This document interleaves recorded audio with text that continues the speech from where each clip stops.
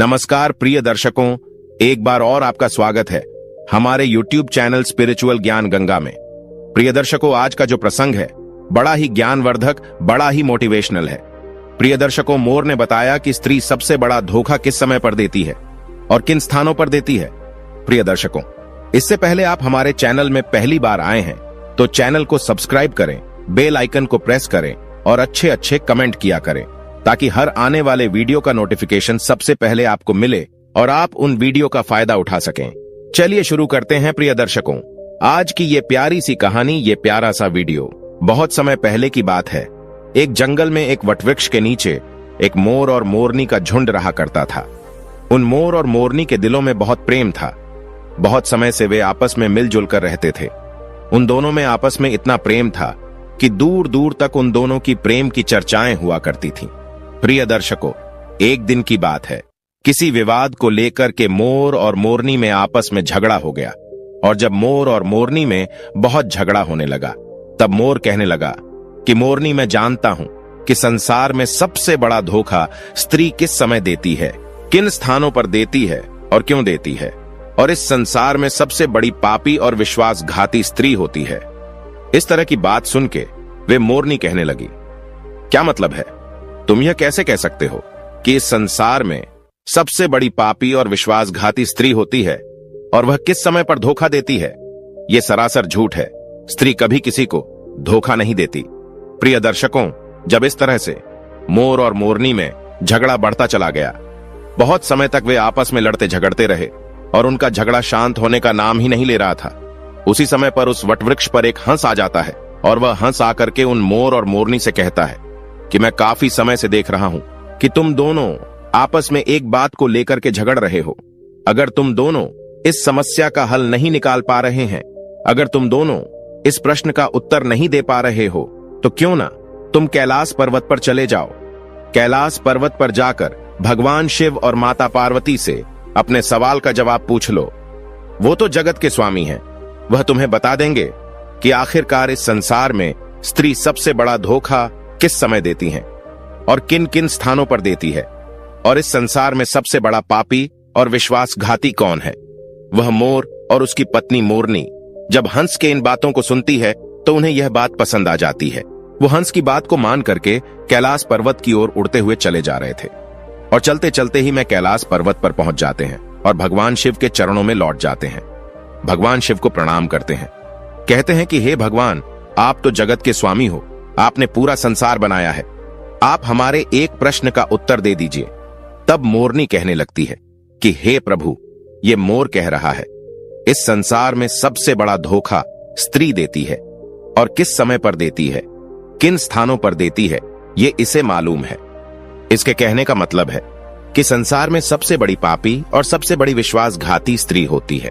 प्रिय दर्शकों, इस तरह से वे मोरनी भगवान शिव से कहने लगती है। प्रिय दर्शकों, कि यह कहानी आपके जीवन को पूरी तरह से बदल कर रख देगी। इस कहानी में वह ज्ञान छुपा हुआ है। इस ज्ञान को पाने के लिए हम लोग दर दर भटकते रहते हैं, तरह तरह की कथाएं सुनते हैं, लेकिन आज वही ज्ञान इस कथा में आपको कुछ ही समय में मिल जाएगा। इस कथा से प्राप्त किए हुए ज्ञान को अगर आप जीवन में उतारते हो तो आपका जीवन खुशियों से भर जाएगा। आपके जीवन में गरीबी नहीं रह सकती, मैं यह विश्वास के साथ कह सकता हूं। तब भगवान शिव मोर से कहने लगते हैं कि मोर, तुम कैसे साबित कर सकते हो इस संसार में स्त्री सबसे बड़ा धोखा किस समय देती है और किन किन स्थानों पर देती है, और इस संसार में सबसे बड़ी पापी और विश्वासघाती स्त्री होती है, तुम कैसे साबित करोगे? तब मोर कहने लगता है कि हे भगवान, मैं आपको एक कहानी सुनाऊंगा। इस कहानी को सुनने के बाद में यह साबित हो जाएगा कि स्त्री सबसे बड़ा धोखा किस समय देती है और किन किन स्थानों पर देती है, और इस संसार में सबसे बड़ी पापी, सबसे बड़ी विश्वासघाती स्त्री होती है। तब भगवान शिव कहते हैं कि ठीक है मोर, तुम कहानी सुनाओ। मैं तुम्हारी कहानी को पूरे गौर से सुनूंगा और फिर उसी से साबित होगा कि आखिरकार तुम सच बोल रहे हो या झूठ बोल रहे हो। इस संसार में स्त्री सबसे बड़ा धोखा किस समय पर देती है, यह दुनिया को भी पता चल जाएगा। वह मोर कहानी शुरू करने ही वाला था कि तभी वहां पर माता पार्वती आ जाती हैं और वह कहती हैं कि हे प्रभु, मैं भी कहानी सुनना चाहती हूं, मैं भी ये देखना चाहती हूं कि आखिरकार स्त्री अपने पुरुष को सबसे बड़ा धोखा किस समय पर देती है। मैं भी ये जानना चाहती हूं कि आखिरकार इस संसार में सबसे बड़ा पापी और विश्वासघाती कौन होता है। वो पुरुष होता है, वह स्त्री होती है, और किन कारणों से होते हैं। इस तरह से माता पार्वती भी कहानी को सुनने लगती है। तब वह मोर भगवान शिव को साक्षी मानकर कहानी सुनाने लगता है। कहने लगता है कि हे प्रभु, एक राज्य में एक उग्रसेन नाम का राजा राज करता था। उस राजा की 4 बेटे थे और उसके चारों बेटे बहुत ही ज्यादा बहादुर और बड़े ही प्रतापी थे। लेकिन प्रभु, सबसे बड़ा बेटा जिसका नाम विश्वजीत था, वह न केवल प्रतापी था बल्कि दिखने में भी बहुत ही सुंदर था। उसके सबसे बड़े बेटे विश्वजीत की पत्नी रत्नावती थी, जो देखने में बड़ी ही सुंदर और बड़ी ही रूपवान थी। वो अपने आगे किसी दूसरी स्त्री को सुंदर नहीं मानती थी।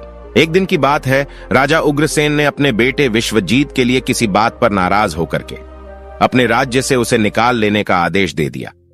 प्रिय दर्शकों, राजा की ऐसी बातों को सुनकर सभी इस बात को लेकर बड़े ही चिंतित हो गए।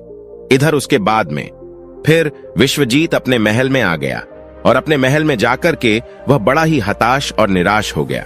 उधर विश्वजीत को उदास देख करके विश्वजीत की पत्नी ने पूछा, हे स्वामी, आखिर आप इतने हताश निराश क्यों हैं?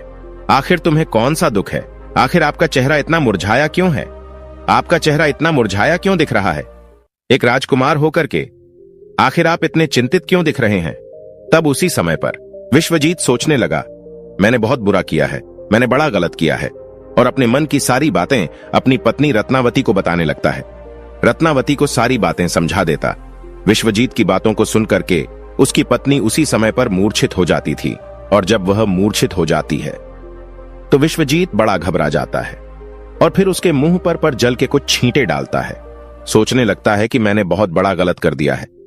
इसको यह बात बताकर मैंने बहुत बड़ी गलती कर दी। कहा यह फूलों में पलने वाली, और कहा मैंने इसको इतनी गंभीर बात बता दी।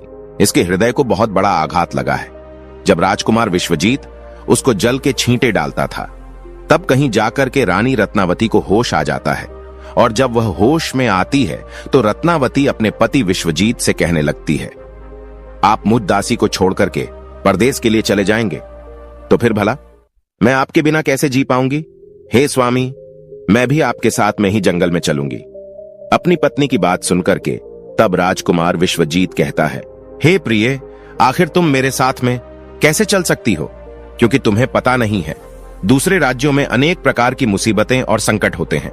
तुम इतने अच्छे, सुंदर और नरम नरम महलों में रहने वाली हो, तुम गलीचों पर चलने वाली हो, तो महलों के बिना इस मुसीबत को कैसे बर्दाश्त कर पाओगी? प्रिय दर्शकों, फिर तो राजकुमार विश्वजीत की बात को सुनकर के रानी रत्नावती कहने लगती है कि पिया जी, कितने भी दुख परेशानी दूसरे राज्य में हमें आएंगी, ऐसा सब हमारे साथ होते हुए भी हमें सुख से अधिक सुखमय लगेंगे। पिया जी, आपको पता नहीं है, महल के सुख आपके बिना जंगल के दुखों से भी डरावने लगेंगे, उससे भी अधिक दुख मुझे देंगे। इसलिए पिया जी, आज मैं आपके साथ ही चलूंगी। इधर मोर कहने लगता है कि हे प्रभु, रानी रत्नावती की आंखों में आंसू देख करके विश्वजीत ने अपने मन में सोचा कि मेरी पत्नी मेरे बिना जीवित नहीं रह सकती, वह अकेली यहां नहीं रहेगी। इसलिए आज मुझे अपनी पत्नी को ऐसी अवस्था में छोड़कर जाना सही नहीं होगा। इन सभी बातों को सोच करके राजकुमार विश्वजीत अपनी पत्नी रत्नावती से कहता है कि हे प्रिय, तुम उदास मत रहना, आज हम तुम्हें अपने साथ में लेकर के जंगल में चलेंगे। विश्वजीत की इन बातों को सुनकर के रत्नावती भी एकदम से प्रसन्न हो जाती हैं और अपने पति के साथ में जाने की तैयारी में जुट जाती है, तैयारी करने लगती हैं। अगली सुबह के लिए वे दोनों पति पत्नी राज्य से निकल के एक जंगल में पहुंच जाते हैं और दोनों चलते चलते बहुत दूर निकल जाते हैं। तो दोनों चलते चलते बहुत थक भी चुके थे। फिर वह जंगल में एक बरगद के वृक्ष के नीचे विश्राम करने का निर्णय ले लेते हैं। वे दोनों लंबे सफर के कारण बहुत ज्यादा थके हारे हुए थे। उस समय पर ठंडी ठंडी हवा के झोंके भी चल रही थी। उसी समय ठंडी ठंडी हवा के झोंकों में उन दोनों पति पत्नियों को नींद भी आ गई। लेकिन प्रिय दर्शकों, कुछ देर के बाद में वहीं पर एक जहरीला सर्प आकर के रानी रत्नावती को काट देता है। और इधर मोर कहता है कि हे प्रभु, अब आगे भी सुनिए। जब उस जहरीले सर्प ने रानी रत्नावती को डस लिया तो रानी रत्नावती एकदम से तड़पने लगी। पत्नी को दर्द से कराता हुआ देख करके विश्वजीत की आंख एकदम से खुल गई। तब विश्वजीत रानी को तड़पता हुआ देख करके और सांप को जाता हुआ देख करके एकदम से घबरा जाता है। राजकुमार विश्वजीत बहुत बेचैन हो जाता है। प्रिय दर्शकों, ऐसे दृश्य को देखते ही उसकी आंखों के सामने उसकी पत्नी की मृत्यु हो गई। इस प्रकार से अपनी पत्नी को मरी हुई देख करके विश्वजीत ऊंचे ऊंचे स्वर में विलाप करने लगा। उसका रोना धोना सुनकर के जंगल के शेर, भेड़ियां और आदि जानवर उसे खाने के लिए आने लगे। फिर राजकुमार विश्वजीत ने अपने दिल पर पत्थर रख करके यह निश्चय कर लिया कि इस जंगल में मेरी जीवन संगिनी ही मर गई है, तो फिर भला मैं जी करके क्या करूंगा। आज मैं अपनी पत्नी के बिना इसी जंगल में अपने प्राणों को भी त्याग दूंगा। ऐसा निश्चय करने के बाद में फिर वह अपनी पत्नी की लाश के पास से उठ जाता है और जंगल में जाकर के सूखी लकड़ियों को इकट्ठी करने लगता है और लकड़ियों को इकट्ठा करते करते रो रो कर कहता है कि मैं भी आज अपनी पत्नी के साथ में जल करके मर जाऊंगा। प्रिय दर्शकों, उसी समय पर वहां से एक दिव्य संत गुजर रहे थे। जब वे दिव्य संत विश्वजीत को रोते हुए देखते हैं तो वह कहने लगते हैं कि पुत्र, तुम क्यों रो रहे हो? इस भयानक जंगल में तुम क्यों विलाप कर रहे हो? अगर तुम ऐसे ही रोते रहे तो जंगल के जानवर तुम्हें अपना भोजन बना लेंगे। तुम्हें किस बात का दुख है? तुम क्यों रो रहे हो? तब राजकुमार विश्वजीत से उस महात्मा से कहने लगता है कि हे महात्मा, मैं राजकुमार विश्वजीत हूं और मैं राजा उग्रसेन का बेटा हूं। मेरी पत्नी को यहां एक जहरीले सर्प ने डस लिया है, जिससे मेरी पत्नी की मृत्यु हो गई है। हे महात्मा, मेरी पत्नी बड़ी चरित्रवान थी, बड़ी पतिव्रता थी। वह मुझे बहुत प्रेम करती थी और मेरे साथ आने के कारण उसकी मृत्यु हो गई है। हे महात्मा, ऐसी पत्नी मुझे दोबारा नहीं मिल सकती। ऐसी चरित्रवान स्त्री मुझे दोबारा इस संसार में कभी नहीं मिल सकती। इसलिए हे महात्मा, मैं भी अपनी पत्नी के साथ में मैं भी अपने प्राण त्याग दूंगा। मैं भी उसके साथ में अपनी जान दे दूंगा। महात्मा, मेरे पिता ने मुझे अपने राज्य से निकाल दिया है और इसलिए मेरी पत्नी इस जंगल में मेरे साथ आई थी और उस जगह पर आते आते उसे सर्प ने डस लिया। इसकी वजह भी मैं हूं। अगर वह मेरे साथ ना आती तो शायद आज वह जीवित होती। प्रिय दर्शकों, वे महात्मा कहने लगते हैं कि राजकुमार, तू बहुत ही बड़ा मूर्ख है और अज्ञानी भी है। यह संसार है, यहां तो इंसानों का आना जाना लगा ही रहता है। इस संसार में जितने भी मनुष्य आए हैं उन सभी मनुष्य के लिए इस शरीर को त्यागना ही होता है। इस बात को तू भी जानता है।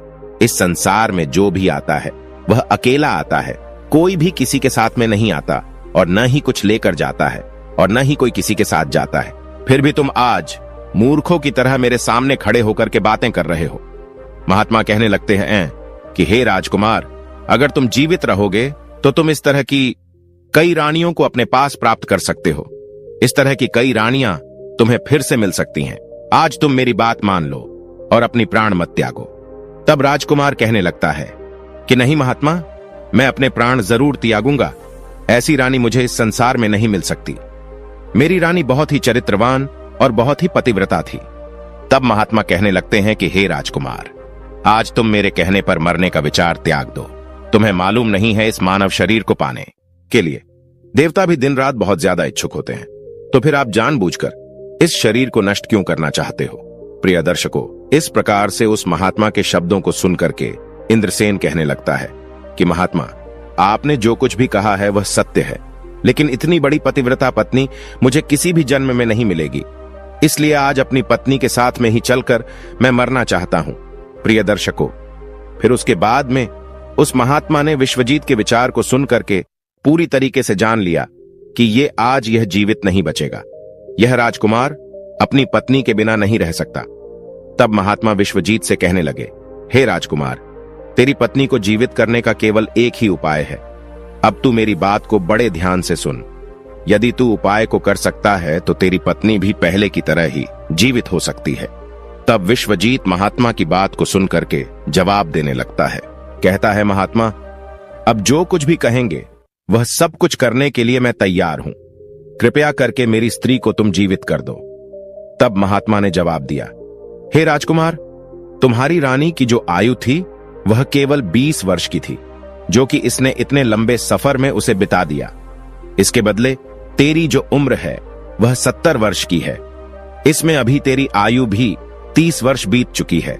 तेरे जीवन में भी अभी 40 वर्ष बाकी है। यानी कि तुझे 40 साल और जीने का अवसर है। यदि तू अपनी पत्नी को आधी उम्र समर्पण कर देता है तो तुम दोनों की उम्र जो है वह एक समान हो जाएगी। यदि तुम इस बात को मान लो, इस बात पर तैयार हो जाओ, तो तुम्हारी पत्नी जल्द ही जीवित हो जाएगी।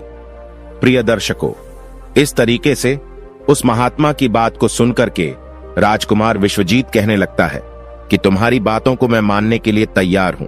फिर उसके बाद में महात्मा विश्वजीत के हाथ में जल देता है और उस जल को रानी के पैरों में डालने के लिए कहता है और कहता है कि तुम संकल्प लो कि मैं अपनी 20 वर्ष आयु में रानी को दान करता हूं।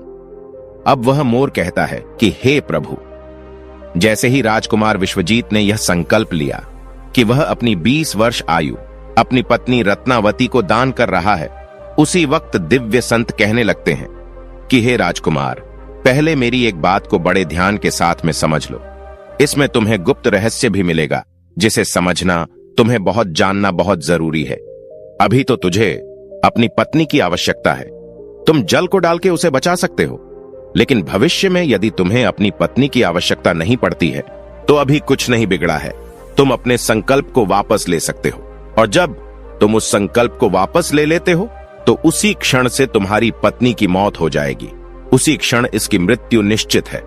परंतु राजकुमार, एक बात को तुम हमेशा याद रखना, इस संकल्प को वापस लेने की बात अपनी रानी से कभी मत कहना, नहीं तो तुम अपने संकल्प को वापस नहीं ले सकोगे। वे महात्मा कहते हैं कि हमेशा याद रखना, मनुष्य को जीवन में कुछ बातें छुपा करके रखनी चाहिए, क्योंकि कभी कभी यह बातें कुछ काम आ सकती हैं। प्रिय दर्शकों, फिर तो ऐसा कहकर राजकुमार विश्वजीत ने अपनी पत्नी को 20 वर्ष आयुदान दे दी। राजकुमारी रत्नावती वहां पर उठकर बैठ खड़ी हो गई। उधर वह महात्मा वहां से अदृश्य हो गए। उसी क्षण राजकुमार विश्वजीत अपनी पत्नी से कहता है कि हे प्रिय, आप तो सो गई थीं, मैंने आपको नहीं जगाया। फिर उसके बाद में विश्वजीत अपनी पत्नी से कहने लगा, तुम बहुत ज्यादा थकी हारी हुई थी, इसलिए मैंने तुम्हें नहीं जगाया। इधर मोर कहने लगता है कि हे प्रभु। इस प्रकार से राजकुमार विश्वजीत ने अपनी पत्नी से ये सारी बातें छुपा ली कि सर्प ने तुम्हें काट लिया था और तुम मर गई थी। इन बातों को विश्वजीत ने अपनी पत्नी से गुप्त ही रखा। इधर वह मोर कहने लगता है कि फिर वहां से विश्वजीत अपनी पत्नी को लेकर के आगे बढ़ जाता है और कई दिनों के बाद उसने बहुत ही सुंदर स्थान को देखा। वहां पर एक फकीर की कुटिया बनी हुई थी। वहां पर वह पहुंच गए तो वहां पर उन्होंने देखा कि एक सुंदर सा फकीर वहां पर बैठा हुआ हुक्का पी रहा है, और इधर दोनों पति पत्नी बहुत ज्यादा थके हारे हुए थे, इसलिए वे दोनों उस फकीर के पास में जाकर के बैठ गए। उस समय विश्वजीत ने अपनी पत्नी रत्नावती से कहा कि हे प्रिय, मुझे बहुत तेजी से प्यास लग रही है और प्यास की वजह से मेरा गला भी सूख रहा है। कुएं पर चलकर के पानी पीकर आते हैं। यदि तुमको भी प्यास लगी हो तो हम जाकर के तुम्हारे लिए भी पानी की व्यवस्था कर लाते हैं। तब वह मोर कहने लगता है कि हे प्रभु। राजकुमार विश्वजीत की बात को सुनकर के वह रानी कहने लगती है कि पियाजी, मुझे तो प्यास नहीं लगी है, अब जाइए, पानी पीकर के फिर मेरे पास वापस आ जाइए। इसके बाद में पानी के जवाब को सुनकर के राजकुमार विश्वजीत एक लंबी सी रस्सी हाथ में लेकर के कुएं की ओर बढ़ने लगा। इधर राजकुमार विश्वजीत कुएं पर पानी पीने के लिए पहुंच गया तो उसी समय पर क्या हुआ, राजकुमारी रत्नावती उस फकीर की तरफ देख रही थी। इधर रत्नावती उस फकीर की सुंदरता को देख करके उस पर मोहित हो जाती है, अर्थात वह उसको पूरी तरीके से दिल दे बैठी। अब राजकुमारी रत्नावती उस फकीर से कहती हैं कि हे फकीर, आप तो यहां पर बड़ी खुशी से रहते हैं, बड़ी मौज से रहते हैं। तब वह फकीर कहने लगता है कि हे राजकुमारी, तुम भी यहां पर मेरे साथ बड़ी मौज से रह सकती हो। तब राजकुमारी रत्नावती कहने लगती है कि मैं रहना तो चाहती हूं, लेकिन मेरे साथ में मेरा पति है, मैं तुम्हारे साथ में कैसे रह सकती हूं। प्रिय दर्शकों, रानी की ऐसी बात सुनकर के वह फकीर समझ जाता है कि रानी उस पर आसक्त हो बैठी है। तब वह फकीर रानी रत्नावती के साथ में प्रेम लीला करने लगता है। तो उसी समय पर फकीर ने रानी से कहा कि आज मैं तुम्हें एक ऐसा उपाय बताता हूं। तुम्हारा पति इस कुएं पर पानी पीने के लिए गया है, तुम अपने पति को जाकर के उसी कुएं में ढकेल देना। इसके बाद में जो भी होगा हम उसे देखेंगे।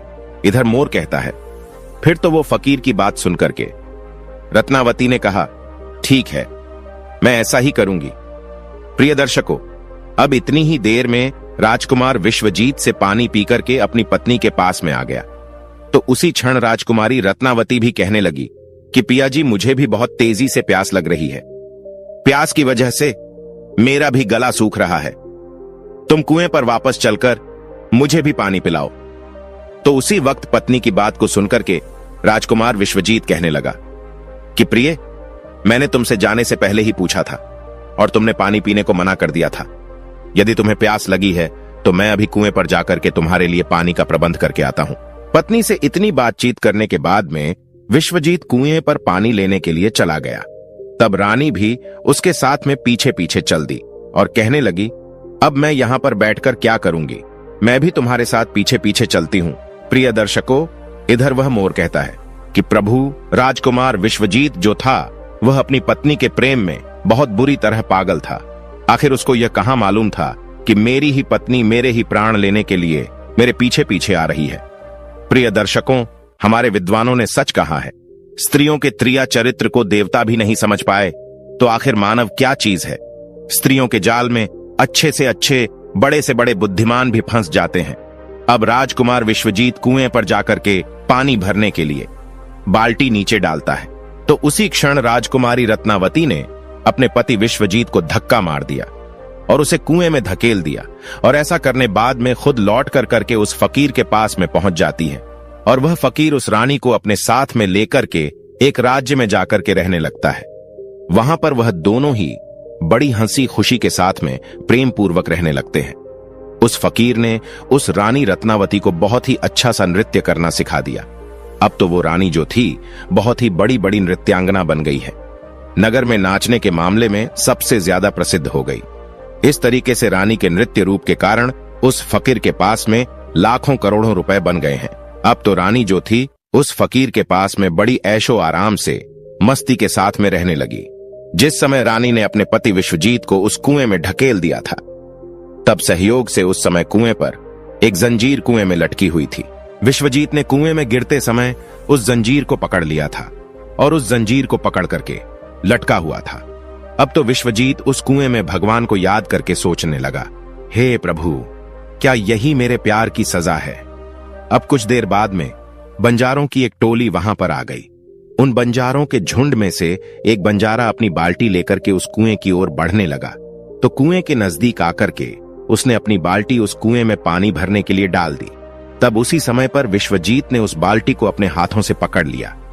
अब तो बंजारा इस दृश्य को देख करके एकदम से चौंक गया और उसने पूछा, हे भाई, आखिर तुम कौन हो।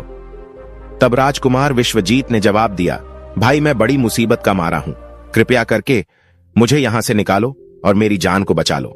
यदि आज तुमने मेरी जान बचाई तो मैं तुम्हारा एहसान पूरी जिंदगी भर नहीं भूलूंगा। प्रिय दर्शकों, अब तो ऐसा कहकर के राजकुमार विश्वजीत उस बंजारे से प्रार्थना करने लगा, किंतु राजकुमार विश्वजीत की इस दुख और पीड़ा को देख करके उस बंजारा के मन में दया आ जाती है और वह सोचने लगा कि इंसान ही इंसान के काम आता है। और उसने विश्वजीत को उस कुएं से बाहर निकाल लिया और पूछा कि हे भाई, आखिर तुम कौन हो, आखिर तुम उस कुएं में कैसे गिर गए, मुझे अपना वृत्तांत बताओ। तब विश्वजीत ने जवाब दिया, हे भाई, मैं किस मुंह से अपना हाल आपको बताऊं। जो घटनाएं, जो मुसीबतें मेरे साथ में घटी हैं, भगवान न करे इस प्रकार की मुसीबतें फिर किसी के साथ में घटे। फिर विश्वजीत ने जवाब दिया, हे भाई, यदि तुम मुझसे इन बातों को जानना ही चाहते हो, मेरी परेशानी को जानना ही चाहते हो, तो सुनो, मैं आपको अपना कथन सुनाता हूं, अपनी बीती आपको सुनाता हूं। मैं एक राजकुमार हूं। मेरे पिता ने किसी कारण से मुझे अपने राज्य से निकाल दिया है, इसलिए मैं अपनी धर्मपत्नी के साथ में इस जंगल में पहुंच गया और मेरी पत्नी और मैं एक दूसरे से बहुत ज्यादा प्रेम करते थे। तब उसी समय पर जंगल में एक सर्प ने मेरी पत्नी को काट लिया था। इससे मेरी पत्नी की मृत्यु हो चुकी थी। मैं उस जंगल में अपनी पत्नी के साथ अपने प्राणों के लिए त्यागने जा रहा था। तब एक महात्मा ने मुझ पर दया की और मेरी 40 वर्ष की आयु में से 20 वर्ष मेरी पत्नी को दान देकर के उसे जीवित कर दिया। फिर हम वहां से आगे के लिए बढ़ गए। अब कुछ दिनों के बाद में हम एक स्थान पर पहुंच गए जहां पर एक फकीर की झोपड़ी थी। वहां पर मुझे बहुत तेज प्यास लगी। मैं पानी पीने के लिए कुएं पर चला गया। जब मैं वापस आया तो मेरी पत्नी ने कहा कि उसे भी प्यास लगी है और मुझे भी साथ लेकर के कुएं पर पानी पिला लाओ। और इसी तरीके से तय करके मेरी पत्नी मेरे साथ साथ उस कुएं पर पहुंची। मैं उस कुएं से पानी निकाल रहा था तो मेरी पत्नी ने मुझे पीछे से धक्का दे दिया। कुएं में लटकती हुई जंजीर मेरे हाथों में आ गई, जिससे मैं कुएं में डूबने से बच गया। और फिर जब आप आ गए तो मैंने आपको आवाज दी, जिसके बाद आपने मुझे कुएं से निकाल लिया और मेरे प्राणों की रक्षा की। अब इधर मोर कहने लगता है कि हे प्रभु। इस प्रकार से राजकुमार विश्वजीत ने बड़े उदास मन से अपनी आप बीती उस बंजारे को सुना दिया। और फिर अपना कथन सुनाने के बाद में राजकुमार विश्वजीत एकदम से चुप हो गया।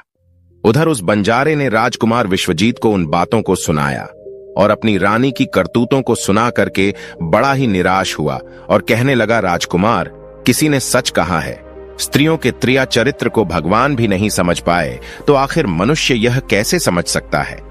स्त्रियों का चक्रव्यूह भी कुछ ऐसा ही होता है, जिसमें फंस करके मनुष्य कुछ भी नहीं कर पाता है, वह बर्बाद हो जाता है। ऐसा कहने के बाद में उस बंजारे ने विश्वजीत के सिर पर हाथ घुमाया और कहने लगा, हे भाई, तुम चिंता मत करो, भगवान बड़े ही दयालु होते हैं, वे तुम्हारी सहायता जरूर ही करेंगे। उस बंजारे ने कहा कि मित्र, अगर तुम चाहो तो हमारे झुंड में हमारे साथ रह सकते हो। तब बंजारे की बात को सुनकर के विश्वजीत उस बंजारे के साथ में ही रहने के लिए सहमत हो गया। फिर उन बंजारों की सहायता से वह राजकुमार जो था उसी राज्य में जा पहुंचा जहां पर उसकी पत्नी रत्नावती और वह फकीर रह रहा था। उस राज्य को देख करके विश्वजीत बंजारे से कहने लगा, हे भाई, मेरी इच्छा है कि मैं कुछ दिन इस राज्य में रहूं। तब बंजारे ने जवाब दिया, मित्र, तुम जैसा चाहते हो वैसे ही रह सकते हो, मुझे कोई परेशानी नहीं है। फिर उसके बाद में राजकुमार विश्वजीत भूखा था। उस बंजारे से आज्ञा लेकर के राज्य में घूमने के लिए आया और काम की तलाश करने लगा। कुछ दिनों बाद राजकुमार की मेहनत और परिश्रम को देख करके उस राज्य के बड़े व्यापारी ने अपने यहां पर उसे नौकरी पर रख लिया। इस तरीके से राजकुमार विश्वजीत उस व्यापारी के यहां पर काम करना शुरू कर दिया और बड़ी मेहनत और लगन के साथ में अपने कर्तव्यों का निर्वहन करना शुरू कर दिया। राजकुमार की मेहनत को देख करके उस व्यापारी ने राजकुमार विश्वजीत को बड़ा ही सम्मान दिया और धीरे धीरे करके उस राजकुमार को अपने यहां काम का एक मुनीम बना लिया। अब वह मोर कहता है कि हे प्रभु। अब इस प्रकार से राजकुमार विश्वजीत के दिन बड़े हंसी खुशी के साथ में कटने लगे। अब एक दिन उसी नगर के राजा के यहां पर राजकुमार विश्वजीत की जो पत्नी थी, वह नृत्य कला का वहां पर प्रदर्शन करने के लिए प्रस्तुत हो रही थी। प्रिय दर्शकों, जब राजा के यहां पर राजकुमारी रत्नावती का नृत्य होने वाला था, तब राजा ने उस शहर के सभी बड़े से बड़े व्यापारी अपने यहां पर नृत्य देखने के लिए निमंत्रण दिया था। बंधु राजकुमार रत्नावती के नृत्य की प्रशंसा उस पूरे नगर में हो रही थी। पूरे राज्य में वह सबसे बड़ी नर्तकी और सबसे प्रसिद्ध भी बन चुकी थी।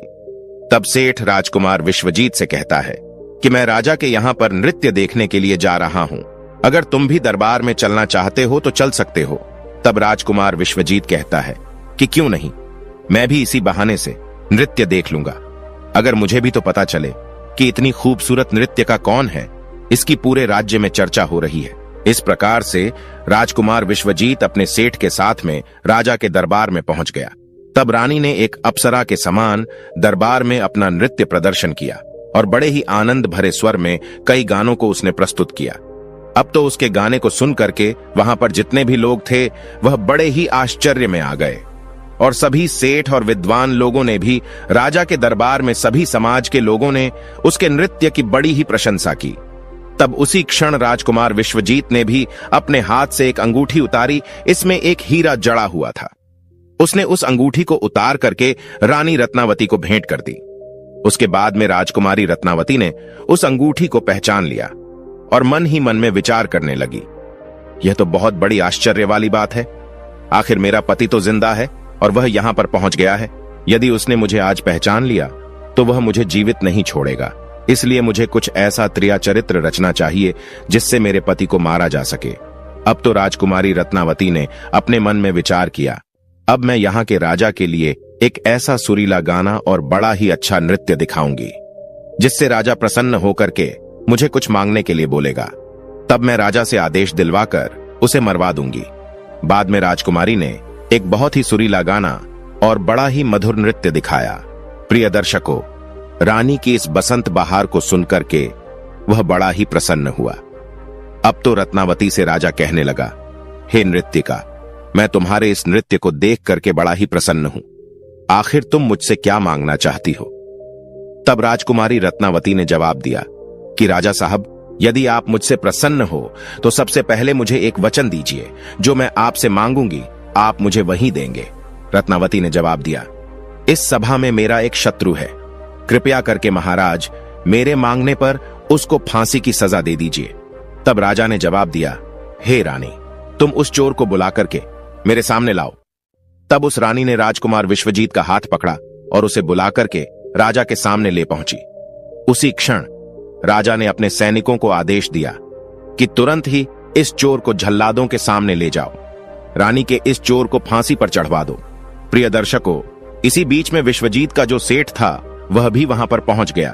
वह डरता हुआ विश्वजीत के पास में गया और उससे पूछा कि आखिर तुमने इस नाचने वाली का क्या चुराया है, जिसकी वजह से वे तुझे अपना शत्रु बता रही है और वह तुझे मरवाना चाहती है।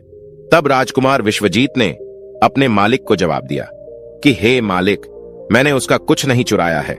बस इस राजा को अब इतना समझा लो कि मुझे सजा देने के पहले मेरी 2 बातों को गौर से सुन ले, हो सकता है मेरी जान बच जाए। अब तो विश्वजीत का मालिक इन बातों को सुनकर के अपने साथी व्यापारियों से इस विषय में कुछ चर्चा करने लगा। उस सेठ ने कहा कि मित्रों, या तो राजा न्याय करे या फिर हम सभी इस शहर को छोड़ करके इस शहर से कहीं और चले जाएंगे। इस प्रकार से सभी व्यापारी इकट्ठे होकर के राजा के पास में पहुंच गए और राजा से जाकर कहने लगे, हे राजन, हमारा मुनीम जो है वह एक निर्दोष है और आपने उसे मरवाने का आदेश दे दिया है। वे कह रहा है कि राजा से वो 2 बातें कहना चाहता है। यदि इन 2 बातों को सुनने के बाद में आपको उस पर कोई अपराध लगे तो आप उसे मरवाना चाहे तो आप उसे मरवा सकते हो। उसके मरने के पहले उसकी 2 बातों को आप जरूर सुनिए। प्रिय दर्शकों, फिर राजा ने व्यापारियों की बात सुनकर के कहा, ठीक है, तुम अपने मुनीम को मेरे पास में बुलवा दो। तब विश्वजीत को बुला करके राजा के सामने खड़ा किया गया। तब राजा ने जवाब दिया, तुम जो भी कहना चाहते हो वह खुले शब्दों में मेरे सामने कहो। तब उसी समय राजकुमार विश्वजीत ने जवाब दिया कि महाराज, आखिर मैंने कौन सा अपराध किया है जिस कारण आपने मेरी हत्या करवाने के लिए अपने मंत्रियों को आदेश दे दिया? फिर राजकुमार विश्वजीत की बात को सुनकर के राजा ने जवाब दिया, तू उस नृत्यकी का चोर है, उसका शत्रु है। तो विश्वजीत ने जवाब दिया, नहीं महाराज, मैं इस कुल्टा स्त्री का पति हूं जो मुझे कुएं में ढकेल कर इस फकीर के साथ मैं यहां पर भागकर चली आई है। अब तो राजकुमारी रत्नावती ने समझ लिया कि अब तो बात बिगड़ रही है। तब राजकुमारी रत्नावती जो थी राजा से कहती है कि हे महाराज, मैं चरित्रहीन नहीं हूं, मैं कुल्टा नहीं हूं, यह बिल्कुल झूठ बोल रहा है। आखिर ये कौन है? मैं तो इसे जानती भी नहीं हूं, यह तो मेरा चोर है। मैं तो सिर्फ इतना ही जानती हूं कि यह मेरा शत्रु है।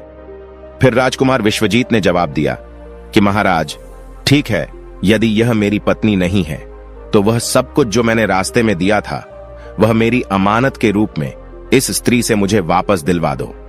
फिर विश्वजीत रानी रत्नावती की तरफ देखने लगा।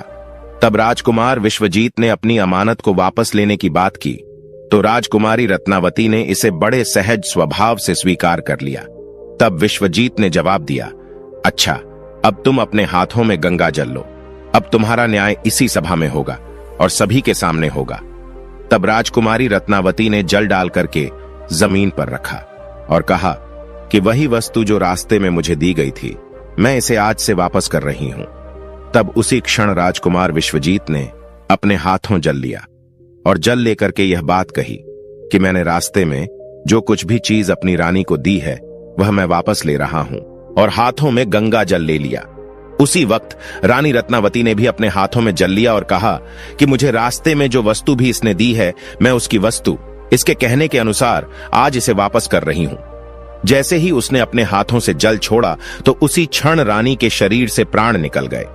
अब वह मोर कहने लगा कि प्रभु, इस दृश्य को देख करके वहां के लोग जो कि एकदम से आश्चर्यचकित हो गए।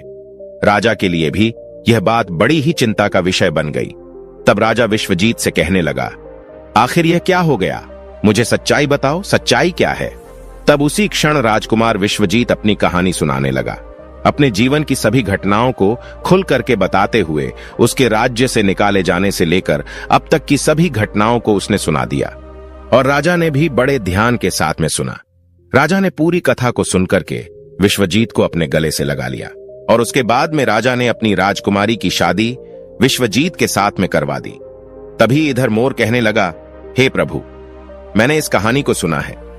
इस कहानी को सुनने के बाद में मैं भी स्त्रियों से घृणा करने लगा हूं और मैं बड़े दावे के साथ कह सकता हूं कि संसार में स्त्री जो है पुरुषों से अधिक ज्यादा पापी और धोखेबाज होती है, इसके साथ ही विश्वासघाती भी होती है। प्रिय दर्शकों, उस समय उस मोर ने यह कहानी माता पार्वती और भगवान शिव को सुनाई और यह बताया कि स्त्री ही होती है पुरुष की तुलना में सबसे ज्यादा विश्वासघाती और पापी होती है। इस कहानी को सुनने के बाद में भगवान शिव और माता पार्वती एकदम से हैरान रह गए। तब माता पार्वती कहने लगी कि मुझे लगता है ये मोर सच कह रहा है। स्त्री तो किसी में से ही एक दो ही सच्ची और ईमानदार और चरित्रवान निकलती है, परंतु इसके अलावा पुरुषों में भी कुछ ऐसे प्राणी हैं जो पापी और विश्वासघाती हो सकते हैं। भगवान शिव ने पूछा कि मोरनी, तुम इस बात को कैसे सिद्ध करोगी कि पुरुष भी सबसे बड़ा पापी और विश्वासघाती होता है और वह किस समय पर धोखा देता है? भगवान शिव की बात को सुनकर के मोरनी कहने लगी, प्रभु, मैं भी अब आपको एक छोटी सी कहानी सुनाती हूं जिससे साफ साफ मालूम होगा कि स्त्री की तुलना में पुरुष सबसे ज्यादा पापी और दुराचारी होते हैं और धोखेबाज भी होते हैं और वह किस समय पर धोखा देते हैं यह भी आपको पता चलेगा। फिर उस मोरनी ने भगवान शिव और माता पार्वती के सामने ही कहानी कहना प्रारंभ किया। मोरनी कहने लगी, हे प्रभु, एक नगर में एक सेठ रहा करता था। उस सेठ का एक लड़का था और वह लड़का रात दिन जुआबाजी और सट्टा खेलता था।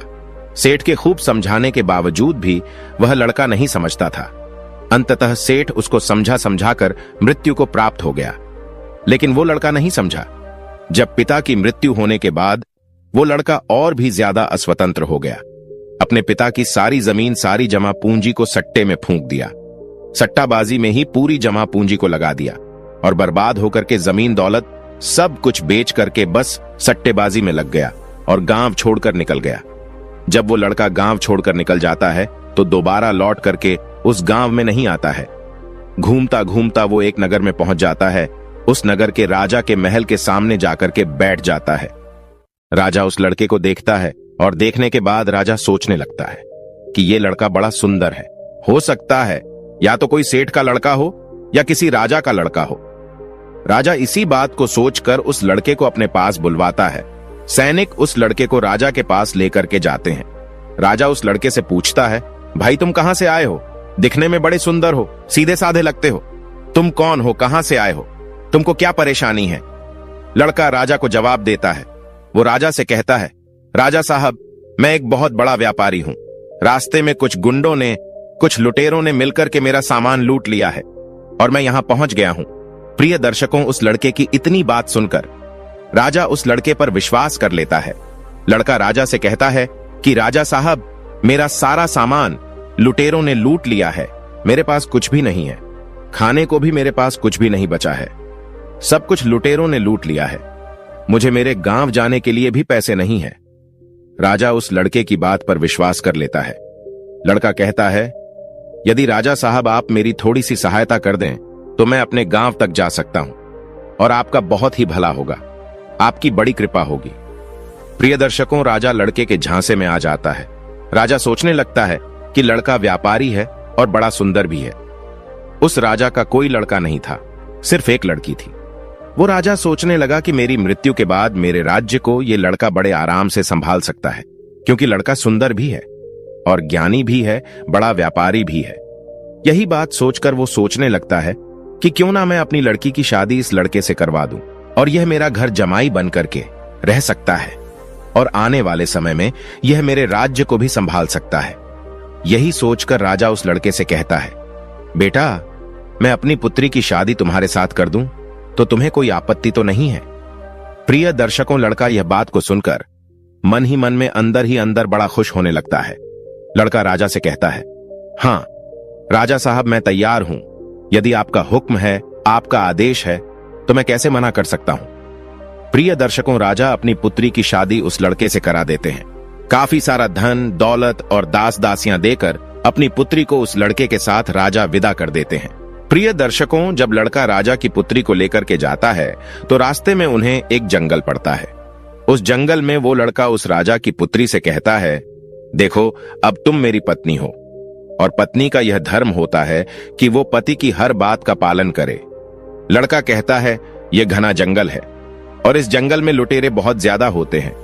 इसी जंगल में मेरा भी सारा सामान लुटेरे लूट के ले गए थे, इसलिए आपके पास जितने भी गहने हैं, जितने भी गहने आपने पहन रखे हैं, वो सारे उतार कर मुझे दे दीजिए, वरना लुटेरे यहां से लूट करके ले जा सकते हैं। प्रिय दर्शकों, पत्नी अपने पति पर विश्वास करती है और यह सदा से चला आ रहा है कि पत्नी अपने पति पर विश्वास करती है। वो पत्नी भी अपने पति पर पूर्ण विश्वास करती थी, तो वो कहती है, ठीक है जी, यदि आप कह रहे हैं तो मैं अपने सारे गहने उतार करके आपको दे देती हूं। प्रिय दर्शकों, वो राजा की लड़की अपने सारे गहने उतार कर अपने पति को दे देती है। वह लड़का पत्नी के सारे गहने लेकर अपनी कमर में बांध लेता है। प्रिय दर्शकों, और राजा ने जितना भी धन दौलत दिया था उन सबको वो एक जगह इकट्ठा कर लेता है और रास्ते में आगे जाकर के वह विश्राम करने के लिए रुकते हैं। जब वह विश्राम करने के लिए रुकते हैं तो लड़का सभी दास दासियों को मार देता है और उस लड़की को पास ही में कुआं था, उस कुएं में धकेल देता है और वहां से सारा सामान लेकर के भाग जाता है।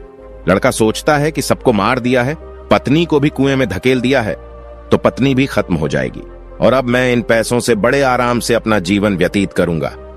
खूब मैं जुआमबाजी करूंगा, खूब मैं सट्टा लगाऊंगा। यही सोच करके लड़का वहां से सारा सामान लेकर के भाग जाता है। प्रिय दर्शकों, लेकिन उस लड़के की पत्नी कुएं में खत्म नहीं हुई। उसने एक डाल को पकड़ लिया और जोर जोर से चिल्लाती रही कि मुझे कोई कुएं से बाहर निकालो। प्रिय दर्शकों, रास्ते में कुछ लोग जा रहे थे। उन लोगों ने उस लड़की की आवाज सुनी और उस लड़की को कुएं से बाहर निकाल लिया। लड़की वापस अपने राज्य में पिता के घर पहुंच जाती है। उस लड़की का पिता उस लड़की से पूछता है और कहता है, पुत्री क्या हो गया, तुम वापस कैसे चली आई? वह लड़की कहती है, पिताश्री, रास्ते में हमें कुछ गुंडे मिल गए थे और गुंडों ने हमारे साथ यह दुर्व्यवहार किया, सभी दास दासियों को खत्म कर दिया और मुझे कुएं में धकेल दिया और मेरे पति का कोई पता नहीं है। प्रिय दर्शकों, वह लड़की पतिव्रता थी, इसलिए उसने उस घटना के बारे में अपने पिता को नहीं बताया। कुछ समय के लिए वह लड़की अपने पिता के घर रहने लगी। कुछ समय निकलने के बाद वो लड़का फिर से उस राजा के द्वार पर आता है, अपने ससुर के राज्य में आता है। प्रिय दर्शकों, वह जितना भी धन लूट करके ले गया था उसने सब कुछ जुआबाजी, सट्टाबाजी में उड़ा दिया था। जब एक भी पैसा उसके पास नहीं बचा तो वो लड़का फिर से अपने ससुर के पास आता है। वो सोचने लगता है कि अपने ससुर से जाकर यह कहूंगा कि ससुर जी, आप नाना बनने वाले हैं। इस बात को सुनकर ससुर जी मुझे फिर से बहुत सारा धन देंगे और इस धन से मैं फिर से अय्याशी करूंगा। यही सोचकर वह लड़का फिर से उस राजा के द्वार पर आता है, लेकिन उस लड़के को द्वार पर ही उसकी पत्नी मिल जाती है। वह लड़की अपने पति को देखकर पहले तो थोड़ा गुस्सा होती है और बाद में अपने पति को बुलाकर कहती है, देखो जी, मैंने अपने पिता को ऐसी कोई बात नहीं बताई है। मैंने अपने पिता से यह कहा है कि हमें रास्ते में कुछ लुटेरों ने लूट लिया है और दास दासियों को मार दिया है और मुझे कुएं में धकेल दिया है और मेरे पति का कुछ पता नहीं है। यही बात आपको भी मेरे पिता से कहनी है। प्रिय दर्शकों, लड़का अपनी पत्नी की इस बात को सुनकर बड़ा खुश होता है। सोचने लगता है कि मेरी पत्नी तो वास्तविकता में पतिव्रता है। प्रिय दर्शकों, लेकिन कुत्ते की पूंछ को कितने वर्ष भी आप सीधा करके रखो, लेकिन वह टेढ़ी की टेढ़ी ही निकलती है। कुत्ते की पूंछ कभी भी सीधी नहीं हो सकती। इसी तरीके से यह लड़का भी कभी सीधा नहीं हो सकता। यह लड़का फिर से राजा के पास जाता है और पत्नी ने जो बात कही है वही बात राजा से कहता है। प्रिय दर्शकों, लड़के की बात पर राजा विश्वास कर लेता है। प्रिय दर्शकों, लड़का अपनी पत्नी से फिर से कहता है कि देखिए, मैं आपको लेने के लिए आया हूं। मुझे अपनी गलती का एहसास है। पता नहीं ऐसा क्या हुआ था मेरे साथ जो मैंने आपके साथ ऐसा व्यवहार किया, लेकिन मुझे अब मेरी गलती का एहसास हो गया है। मैं आपको लेने के लिए आया हूं। आपको कल सुबह ही प्रातः काल ही मैं यहां से लेकर जाऊंगा। आप तैयार रहिएगा। अब आप जाकर सो जाइए। प्रिय दर्शकों, सारे घर वाले सो जाते हैं। राजा सो जाता है, उसकी पत्नी सो जाती है। वह लड़का आंधी रात को उठता है और राजा की तलवार से राजा की गर्दन काट देता है, अपनी पत्नी की गर्दन काट देता है। सभी को मारने के बाद वहां से सारा धन और उस स्त्री के गहने चुरा करके फिर से अपने गांव लौट आता है। इस प्रकार से मोरनी कहने लगती है, अब आप बताइए कि संसार में सबसे बड़ा पापी और विश्वासघाती कौन है। अब न्याय आपके हाथ में है। अब आप ही बताइए कि इस संसार में सबसे बड़ा पापी और विश्वासघाती कौन है। तब भगवान शिव कहने लगते हैं कि मैंने तुम दोनों की कहानी बड़े ही ध्यानपूर्वक सुनी है कि दोनों का न्याय करता हूं। सच में संसार में स्त्री पुरुष के बीच में सबसे ज्यादा पापी और विश्वासघाती कौन होता है, यह तो स्पष्ट करना मुश्किल है। तब भगवान शिव कहते हैं कि बिना किसी शंका के यह सत्य है कि इंसान की सोच जब उसके स्तर से नीचे गिर जाती है तो वही इंसान पापी और विश्वासघाती होता है, चाहे वह स्त्री हो या फिर पुरुषों हो। मनुष्य को किसी भी प्रकार के पाप करने से पहले यही सोचना चाहिए कि क्या वह सही कर रहा है या फिर नहीं। पापी और विश्वासघाती होने के लिए मनुष्य में कोई जाति नहीं होती है, उस इंसान की सोच और प्रीति भाव का परिणाम होता है। प्रिय दर्शकों, वास्तव में इंसान की सोच ही उसके स्तर से नीचे गिर जाती है तो वही इंसान पापी और विश्वासघाती बन जाता है, चाहे वह स्त्री हो चाहे वह पुरुष। प्रिय दर्शकों,